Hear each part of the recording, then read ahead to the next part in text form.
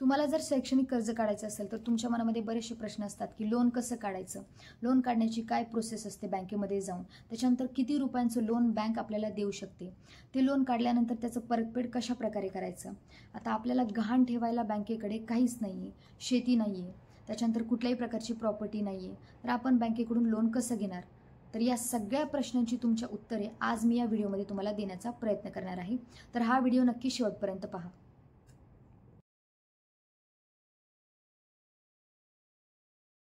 Hello friends, welcome back to my channel. तुमच्या सगळ्यांचं माझ्या चॅनलवरती मी स्वागत करते.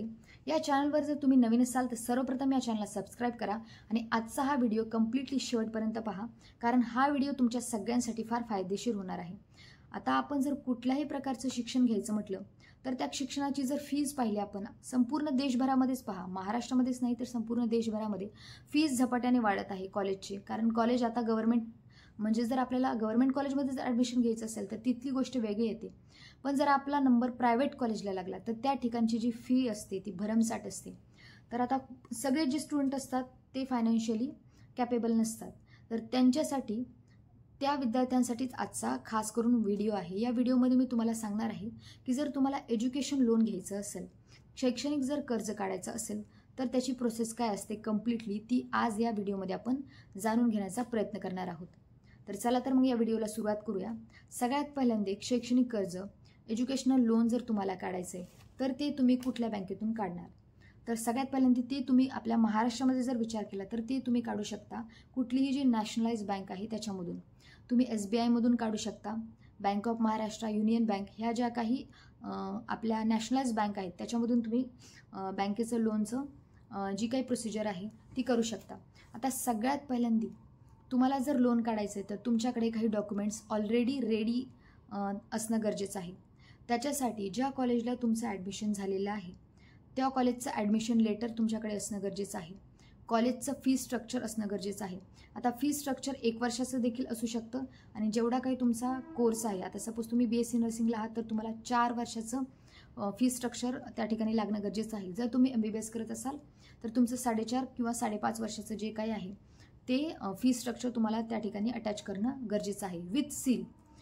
फी स्ट्रक्चर विथ सील, तुमच्या कॉलेजचं सील त्याच्यामध्ये असणं गरजेचं आहे. त्याच्यानंतर तुमच्याकडं आयडेंटिटी कार्ड पाहिजे, वोटर ID कार्ड पाहिजे किंवा पासबुक पाहिजे, पासपोर्ट पाहिजे, बँकेचं पासबुक पाहिजे. त्याच्यानंतर जे काही तुमचं आधार कार्ड आहे ते असणं गरजेचं आहे. त्याच्यानंतर जेवढे काही तुमचे अकॅडमिक्सचे डॉक्युमेंट आहेत, म्हणजे तुमचं 10th सर्टिफिकेट असेल, मार्कशीट असेल, 12th सर्टिफिकेट असेल, त्याची मार्कशीट असणं तुमच्याकडं गरजेचं आहे. आणि त्याच्यानंतर ज्या बँकेमध्ये तुम्ही लोनचं ॲप्लिकेशन देताय त्या बँकेचं लोन ॲप्लिकेशन लेटर असणं गरजेचं आहे. आता इथून पुढे मी तुम्हाला सांगणार आहे कशा प्रकारे तुम्हाला सगळी प्रोसेस करायची आहे. आता तुमचं एखाद्या कॉलेजमध्ये ॲडमिशन झालं, आता त्या कॉलेजची जर फीज जर आहे, सपोज त्या कॉलेजची फीज आहे 50,000 रुपये, फीज कॉलेजची आहे 50,000 रुपये. हॉस्टेलचा आणि मेसचा जर तुमचा खर्च पकडला तर तो सपोज तुमचा आहे 50,000. म्हणजे टोटल जर आपण फीज पाहायला झालं तर तुमची टोटल फीज जी आहे ती किती झाली वर्षभराची, 1 लाख रुपये. आता 1 लाख रुपये पहिल्या वर्षाचे जर तुम्ही इकडून तिकडून तडजोड करून कॉलेजमध्ये जाऊन फीज भरली, म्हणजे 1 लाख रुपये तुमची फीज झाली, ती तुम्ही कॉलेजला भरली. पण आता दुसऱ्या वर्षाची, तिसऱ्या वर्षाची आणि 4थ्या वर्षाची फीज कुठून आणणार. त्यासाठी तुम्ही काय करणार, बँकेमध्ये लोनचं ॲप्लिकेशन देणार. तर त्यासाठी मी जे तुम्हाला आधी या सांगितले डॉक्युमेंट्स ते सगळे तुमच्याकडे रेडी असणं गरजेचं आहे. त्याच्यानंतर हे सगळे डॉक्युमेंट्स रेडी केल्यानंतर तुम्हाला तुमच्या जवळच्या बँकेमध्ये जायचं आहे. त्या जवळच्या बँकेमध्ये जाऊन, म्हणजे कुठली, आपण सपोज बँक ऑफ महाराष्ट्र पकडू, की त्या बँकेमध्ये जाऊन तुम्ही लोनचं ॲप्लिकेशन जी काही प्रोसेस आहे ती करणार आहे. तर जवळच्या बँकेला तुम्हाला व्हिजिट करायचं आहे.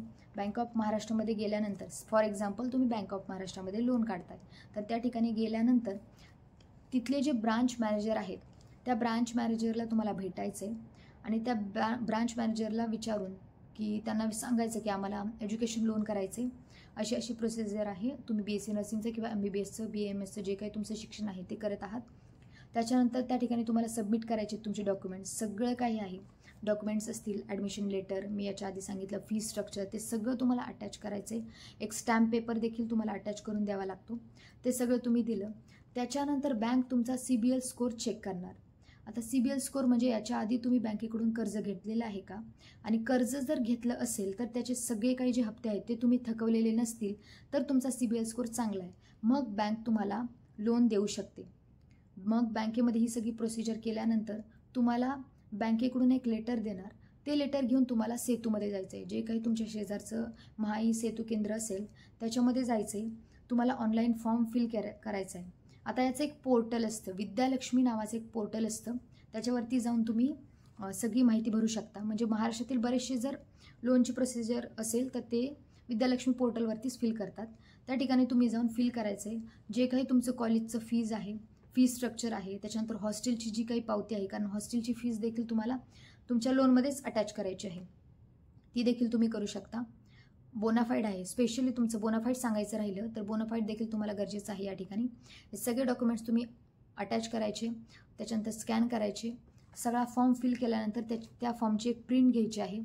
प्लस तुम्हाला बँकेचा जो फॉर्म होता, मी सांगितलं होतं लेटर, ते आणि जो काही तुमचा स्टॅम्प पेपर आहे ते सगळं करून तुमचा एक फॉर्म फिल करायचा, बँकेमध्ये जायचं आणि मग बँकेमध्ये ब्रांच मॅनेजरशी बोलून जी काही तुमची लोनची प्रोसिजर आहे ती कंप्लीट करायची आहे. तर या सगळ्यात महत्त्वाचं जर तुमचा पॉईंट पाहिला तर सर्वात महत्त्वाचं म्हणजे तुमचं जॉईंट खातं असायला पाहिजे. तुमचा स्टुडंट म्हणजे ज्याला लोन काढायचं आहे आणि त्या बँकेचं पर्टिक्युलर तुमचं काय असलं पाहिजे, जॉईंट खातं असलं पाहिजे. आता या ठिकाणी लक्षात घ्या, तुम्ही बँकेमध्ये लोन काढल्यानंतर दरवर्षी म्हणजे पहिल्या वर्षी तुम्ही स्वतःचीच फीज स्वतःच भरली, त्याच्यानंतर तुमची फीज ना डायरेक्ट तुमच्या अकाउंटला न येता बँक काय करणार, तुमच्या नावाचा जो काही DD आहे, म्हणजे सपोज आता दुसऱ्या वर्षी तुम्हाला फीज भरायची आहे तर तुम्ही फक्त काय करणार, कॉलेजकडून एक लेटर लिहून घेणार. कॉलेज तुम्हाला आपोआप एक लेटर देणार की या स्टुडंटचा इतका लोनचं प्रोसेस आहे, तर यांना इतकं आमच्या कॉलेजच्या नावावरती हे DD पाठवून द्या. तर ते लेटर घेऊन तुम्ही कुठे जाणार, म्हणजे तुमचे पॅरेंट्स वगैरे ज्या बँकेमधून तुम्ही लोन काढले त्या बँकेच्या ब्रांच मॅनेजरला ते लेटर देणार. मग डायरेक्ट या ठिकाणी बँक काय करणार, बँक डायरेक्ट तुमचा जो काही DD आहे तो बनवून देणार कॉलेजच्या नावाचा आणि डायरेक्टली बँक तुमच्या कॉलेजच्या अकाउंटला ट्रान्सफर करणार. याच्यामध्ये तुमच्या खात्यामध्ये 1 रुपया देखील येणार नाही. डायरेक्टली तुमच्या कॉलेजच्या अकाउंटच्या नावावरतीच ते सगळे तुमची जी काही फीज आहे ती ट्रान्सफर होऊन जाणार.